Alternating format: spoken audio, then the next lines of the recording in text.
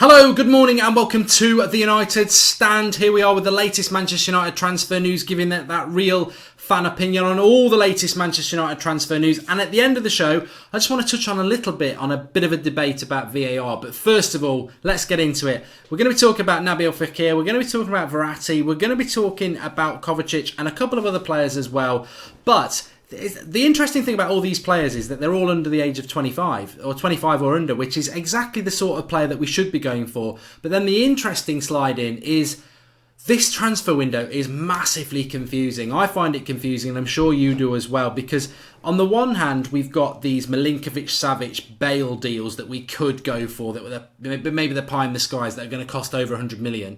And then you've got these Verratti and Fekir and Kovacic deals that might cost around 50, 60, 70 million, but you can't have both. So what are we doing? I'd love to, we'd all love to be a fly on the wall, wouldn't we, of Ed Woodward's office to see what we're actually doing. But there's so many extremes, and it could be none of those players, but we could be going high, we could be going middle, we don't know. Let's start off with Nabil Fekir then, because there has been a bit of a development. Somebody mentioned it on the live stream last night. What's the latest with Fekir? Have you heard it? And all I'd heard is that what the Lyon president had said, that he'd had deep discussions with Mourinho, which could have been for anything. It could have been talking about their holiday snaps, it could have been about Ndombele, it could have been about Fekir. But then we've had another report that Fekir wants to leave Lyon, that he's very unhappy with what happened with Liverpool because he was set on going there, but he still wants to go. And that's where Manchester United comes into it, because those talks could potentially have been about that. Now, I think it's very dangerous, because I think there's a lot of United fans who would like Fekir, and they go, he's a great player, I'd love him to come. But my big concern with this is that Liverpool really wanted him. He was going to Liverpool. Apparently he passed the medical and it fell apart because of the fee or whatever it fell apart about. Liverpool wanted him. He wanted to go to Liverpool, and now suddenly United are being mentioned. I just feel that this could end badly if you start going, I really want him, because you're going to see him running around in a Liverpool shirt in August, and Liverpool fans are going to be going, take the L again, like you did with Fabinho. So that worries me a bit. I don't want to go all in on Fekir. I don't want to be interested in him, because I do still feel that he'll go to Liverpool and we're potentially being used by the media, because United never come out and deny those things. How many players do we hear, they wanted to go to United, but they picked Arsenal or they picked Liverpool, and we never deny it. So I don't want to do that. And also, it worries me a little bit, because I think my mindset was, he was nailed on going to Liverpool, that I was like, he's not that good anyway. And then to twist your mind back and go, he might come to United. He is good, really. It's difficult to do that when you've got such a big dislike for Liverpool in a rivalry sense. He's a good player, of course he can play in any of those positions along the front three. I mean, he's not super fast, but he's quite quick. I mean, I don't think we're going to see loads of him in the World Cup, because he's a bit more of a squad player. I don't know whether that's the sort of attacking player we need, because we don't play with the number 10, and I don't really feel he's got the pace I would want off the flanks either. And also, we've got Lingard who can sort of do that number 10 role. So I don't really think Fekir fits in with what we need. But I know a lot of you think differently. Get your comments in below. I just feel that we should steer clear of getting excited about that, because we could end up with Liverpool, him, and we look idiots again, which obviously I don't want to happen. In relation to Verratti, we mentioned him about a week ago, didn't we? PSG need to raise some money. Now, the talk from Verratti at the moment was from the outlet Calcio Mercato, basically saying that with Verratti, he's got Mino Raiola, as we all know, as his agent, and he's sort of being floated around at the moment. There's no interest from Barcelona. That's always the club I thought he would go to, but Barcelona apparently not interested. Real Madrid are monitoring the situation, as are Manchester United, as are Juventus. Now, again, I mentioned Juventus last night. How much money have they got? They're signing Martial, Verratti, Milinkovic-Savic, Golovin, and numerous other players. So I don't know how Juventus are even going to be involved. Real Madrid for Verratti. Look, somebody's going to get Milinkovic-Savic, someone's going to get Verratti. Probably Real Madrid and Juventus, and we get neither. But we do need another midfielder. I wouldn't say no to Verratti. I've said this before. He has got Mino Raiola as his client. We always do a business deal with Verratti, with Raiola under the Mourinho reign at United.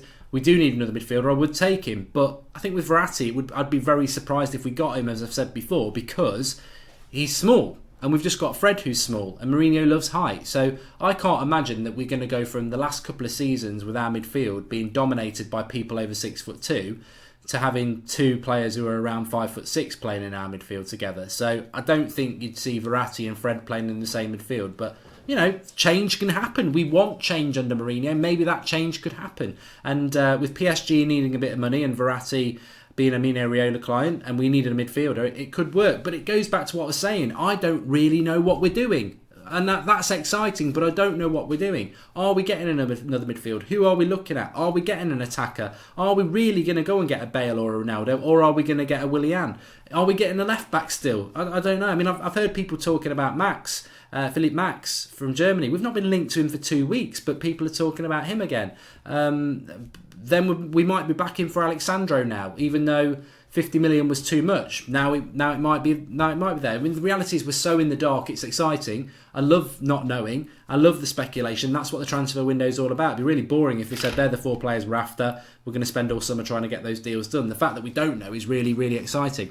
On Kovacic, I think this is sort of filtered out a little bit late because, again, I've said this so many times. A lot of what we monitor is probably a lot of what you monitor. We monitor the European news, and Kovacic said on Friday night or Saturday night, I think it was Friday night, that he wants to leave Real Madrid because he wants regular football. Straight away we were like, that's a player that United should be looking at. The release clause seems to have been increased, but now we're hearing that United are interested in Kovacic and monitoring the situation.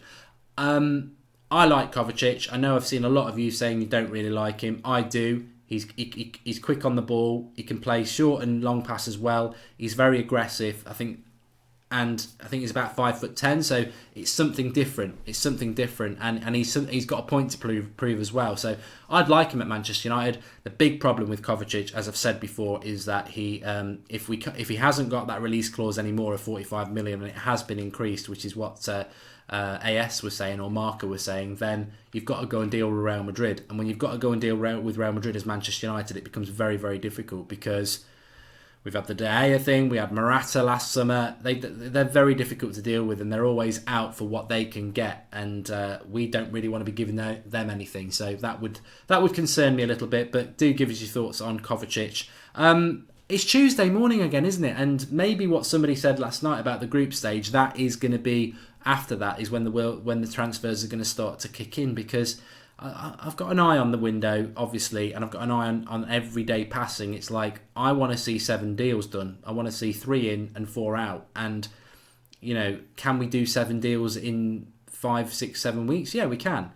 But can we do 7 deals in 4 weeks? Probably not. So things need to start happening soon in relation to that, and I'm intrigued as to what's going to happen. I just wanted to touch very, very quickly here on a couple of things. One, Instagram TV sort of launched at the weekend, so I've started doing on there at about 10 o'clock. I load up a little 2-minute video on there, so I've put a link in the video description. If you are on Instagram, we are on Instagram. A lot of people don't know that, but we are on Instagram TV. We've literally just started loading stuff up. So the link in the video description for that.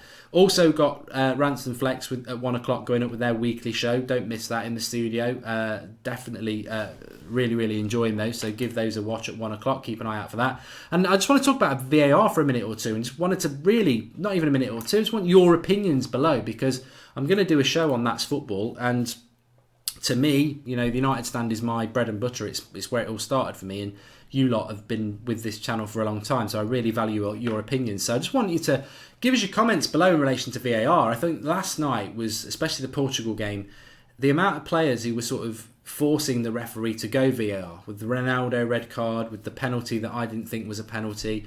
I just think that it's going to become sort of like the new holding the yellow card up, like go to VAR, and referees by the bigger teams, especially later on in this tournament, are going to be going to... I mean, how many times did he go to VAR last night? Was it 3 times? It's too many. It's like a basketball game. It's like a timeout. It's too many. It becomes a pantomime, and I don't want it anywhere near the Premier League, but I just wanted to get your thoughts on it. And in general, is it a good thing? Is it a bad thing? What annoys you about it? Because to me, I think referees have been bullied in the past by players, and I think, imagine in a World Cup final, how many VARs are we going to get on big decisions? And that, it's all fun and games in the group stage, but what about when it's a knockout game? And, that Ronaldo thing, with no VAR, it just would have been forgotten. I don't even really think it was a yellow card.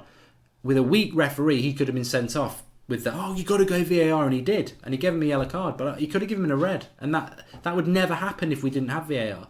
And the handball at the end, I mean, yeah, his hand's out a bit, but he's jumping backwards, and the ball is headed down onto his hand. How's that a handball? But you go VAR, he's like, yeah, it is a handball. In slow play, it hits his hand. It's a handball.